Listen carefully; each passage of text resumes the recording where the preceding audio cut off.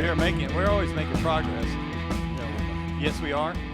That's it. We have gone from scratchy to awesome. Okay, well, good. Okay.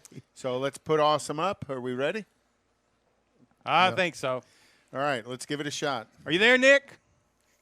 Of course not. Yeah, there he I is. can't hear nothing. Buddy, what's happening? That's Nick Cappa, my gosh, it's been decades since we have seen you. It looks like you've gotten a haircut, while the rest of us have not.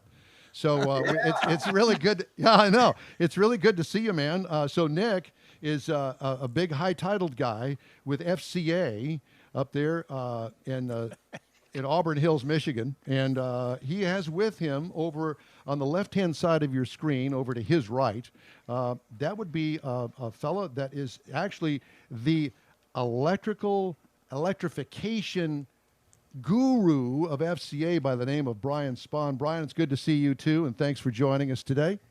Welcome.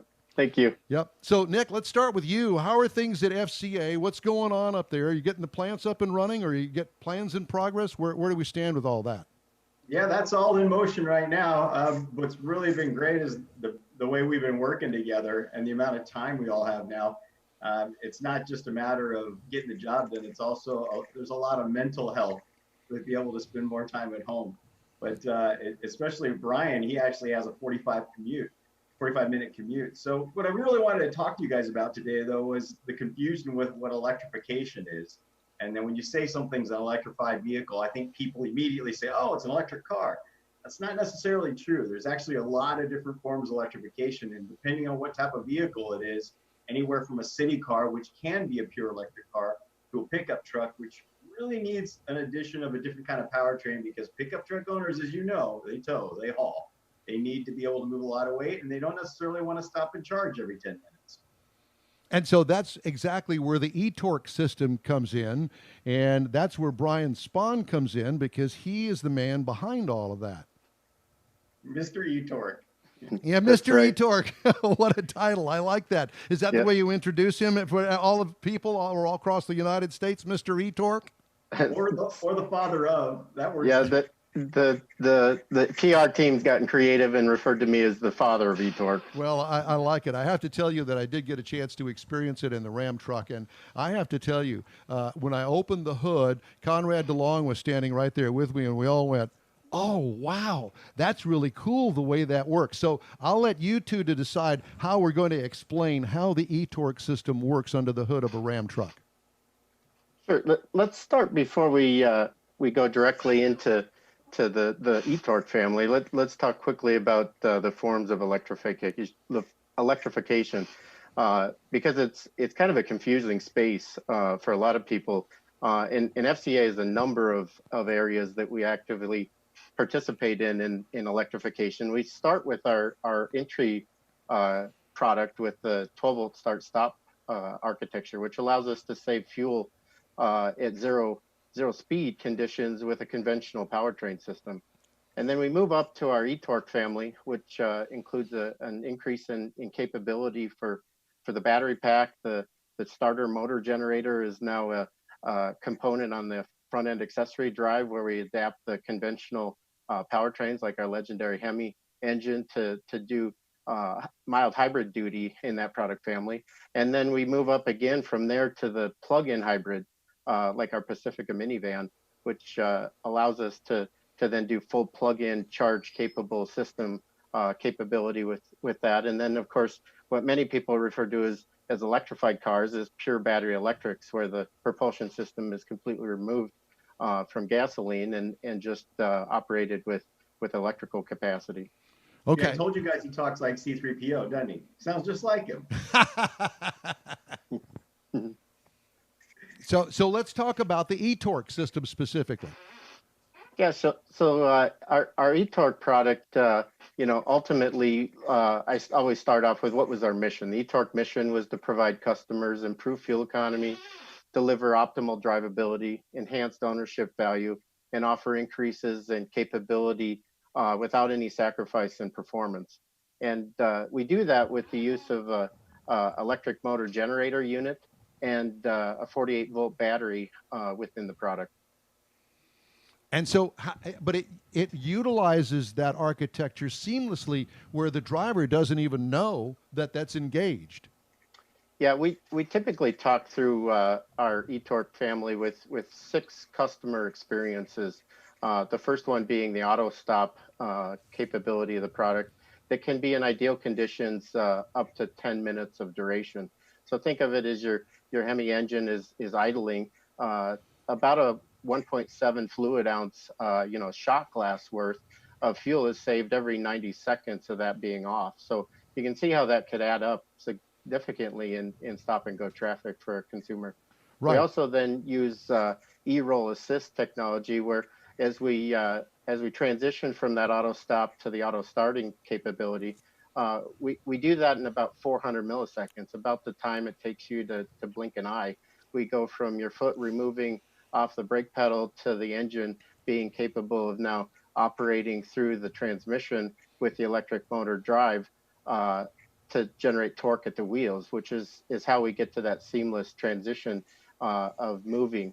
Nick always tells me that it's kind of like walking up the stairs. You need that just little bit of boost to get yourself moving, and that's where the electric motor offers the system that transitional capability.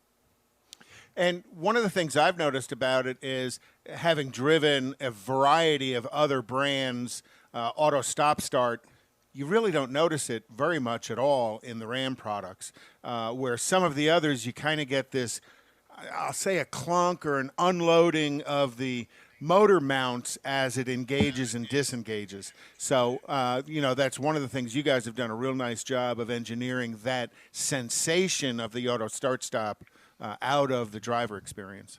Man, you got to stop that. You're getting his head way out of control. Yeah. But that's the beauty of it, though, because people don't realize, and I love your analogy of a shot glass worth of fuel. Now, we understand that shot glass worth of fuel. Well, here in Texas, we certainly do. To give people an idea of how much fuel savings that they can acquire just through the auto start-stop feature. And as you do that over a long period of time, over hundreds of thousands, tens of thousands of miles, that is a significant savings for folks. Yeah, but at 1.7 ounces, it's a Texas-sized shot glass. Every time, yes, well, next time you're down here, Nick, we'll show you what a Texas-sized shot glass is. As long as you got my JD around, I'm happy to take. There you go. Well, that's right. I understand that the eTorque is also about to be implemented on the Durango. Is that correct? We haven't said that yet, but there is some things coming with it and the near term, because eTorque really it adds a lot. It's an adaptive system, we call it. That means you can put it on almost anything. So whether it's front wheel drive or rear wheel drive or 4-wheel drive, you can put the system on. It is available on the Jeep Wrangler, though. Yes. You can get that there. Where is the battery located for the eTorque system? So the battery, if we take a quick look, I can spin this around here. It is actually in the back of the vehicle. This is a cutout of the back of the vehicle here, and it shows, much like we have a subwoofer in our high-end products on the what would be the passenger side rear cargo compartment behind the seat. The battery pack is actually located behind that, which allows us to stow that component without taking any useful storage away from the consumer. So it's really not that big. Battery pack or a briefcase. Yeah, I was just going to say, it's really not that big. And how much does it weigh? Each individual component, adds up to just less than 100 pounds for the total system, and that component is about 13 kilograms. That's not bad at all. Considering the complexity of what you're doing and how fully integrated it is, 100 pounds really is kind of minimal. Well, the other thing that I wanted to point out is, if I remember correctly, now it's been over a year, I guess, when it first came out since I drove it, and it was like a $1,500 option. You can realize that savings quickly depending on the mileage that you drive. Yeah, it's available on the Hemi V8 and it's standard on the V6. So actually anybody who buys a V6 Ram 1500 gets it standard, or a Sahara Jeep Wrangler. So that's a feature that you just get no matter what. It's actually the widest proliferation of a mild hybrid technology out there, because as you guys know, more pickup trucks are sold in the United States than anything else. Yeah. And we understand that there's a recent study that was just released that Ram Trucks has the youngest buyer demographic within the big three as well. More people under the age of 35 are buying Ram trucks than the other two big brands that are out there. Congratulations on that. At least the kids are understanding, or the youth are understanding what you guys are doing, and they love the look of the trucks. Part of that might be also the Uconnect technology and that big 12-inch screen we now offer in the Ram 1500. Yeah, and the Uconnect is by far the best we've seen out there as well, and we continue to talk about that on the show. The driver simplicity of using Uconnect versus some of the others. You know, Don always talks about there's a brand out there that has a touch pad, like a mouse pad that's down on the floor or down on the top of the center console, and he says you got to look down on it to see what you're doing. Where Uconnect is much more driver interactive. Yes, much so. Well, gentlemen, it's been a real pleasure to talk to both of you. Thank you so much for joining us today. I know it's your Saturday up there. By the way, how's the weather up in Michigan? I see somebody wearing a little sweater top over there on the right-hand side of our screen. What's that about? It's actually really nice today. I'm actually looking over on the water. The grass is growing. It's green. It's sunny. And tomorrow's supposed to be even better. We're actually in the 70s today. So I got some outdoor projects. It's a heat wave. So what about the Woodward Dream Cruise? Any announcements on that this year? I'm sorry, what was that? What's the latest on the Woodward Dream Cruise that happens every summer up there in Detroit?